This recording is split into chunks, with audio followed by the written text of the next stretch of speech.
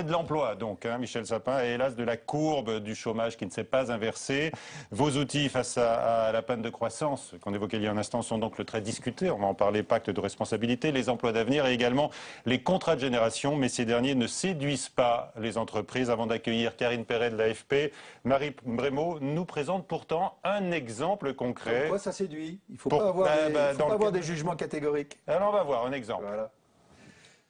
À tout juste 20 ans, Antoine a décroché un CDI. J'ai une grande chance, juste après la fin de mon contrat d'apprentissage, de rester dans l'entreprise dans laquelle j'étais. Au sein de cette moyenne entreprise Magnum, il a donc intégré l'atelier d'électricité grâce à un contrat de génération.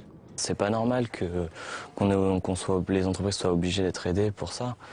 Ça devrait être normal. Après, ça fait un plus pour les petites entreprises et les moyennes entreprises. Je trouve que le contrat de génération, c'est un bon système pour favoriser l'embauche des jeunes. Et à l'autre bout de l'entrepôt, ce contrat de génération a fait un autre heureux, Patrick. Je teste les tour color, les full color, c'est des projecteurs à LED.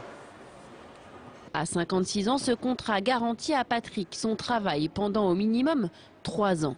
Le maintien de l'emploi des seniors, c'était l'une des volontés affichées du gouvernement. Je ne me sens pas trop vieux. Et j'ai beaucoup à apprendre aux jeunes. Et puis on n'est pas vieux à 56 ans. On est en pleine forme. Mais contrairement aux idées reçues, il n'y a pas de transmission de compétences entre Patrick et Antoine qui ne travaillent même pas dans le même domaine. Pour l'embauche en CDI d'Antoine, l'entreprise perçoit une prime de 4 000 € pendant 3 ans. Pour moi, le contrat de génération, c'est entre guillemets ce que j'appelle la cerise sur le gâteau.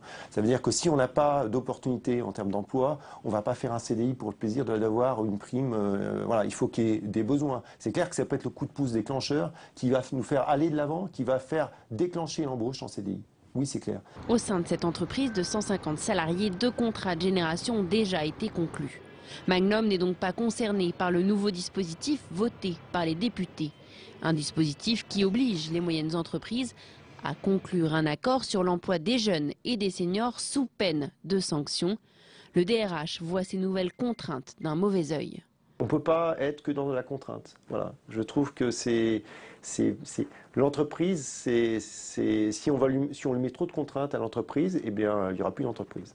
Pour le gouvernement, il s'agit de multiplier les contrats de génération et espérer ainsi se rapprocher de l'objectif, 500 000 contrats durant le quinquennat. Voilà,